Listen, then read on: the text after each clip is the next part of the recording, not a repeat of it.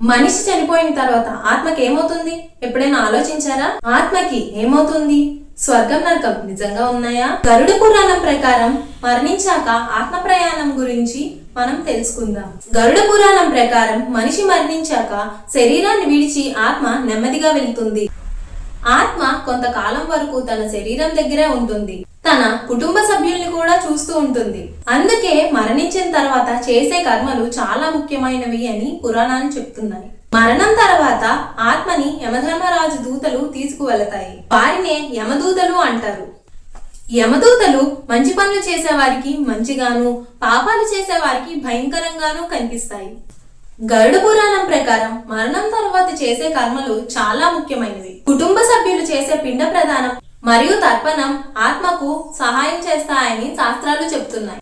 ఆత్మలు యమలోకానికి ప్రయాణించే సమయంలో ఈ కర్మల వల్ల శాంతి లభిస్తుంది. అందుకే మరణం తర్వాత 10వ రోజు, 11వ రోజు, 12వ రోజు ఈ 3 రోజులు కర్మలు చేస్తారు. యమలోకంలో చిత్రగుప్తుడు మనిషి చేసిన ప్రతి పనిని నమోదు చేస్తారు. తరువాత యమధర్మరాజు వాటి ఆధారంగా నిర్ణయం తీసుకుంటారు. మంచి పనులు చేసేవారికి మంచి ఫలితం ఉంటుంది, పాపాలు చేసేవారికి వాటి ప్రకారమే ఫలితాలు కూడా లభిస్తాయి. మనిషి చేసే ప్రతి పని లెక్కలోకి వస్తాయి. వాటి ప్రకారమే శిక్షలు కూడా లభిస్తాయి.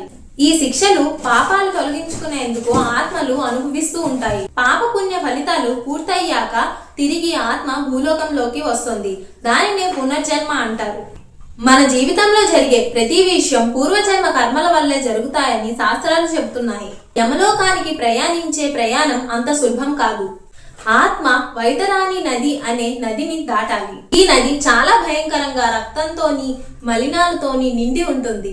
పాపాలు చేసిన వాళ్ళకి ఈ నదిని దాటడం చాలా కష్టంగా ఉంటుంది. అదే పుణ్యాలు చేసిన వారికి చాలా సులభంగా దాటేయవచ్చు. అందుకే మన పెద్దలు ఎప్పుడు మంచి పనులు చేయమని చెప్తూ ఉంటారు.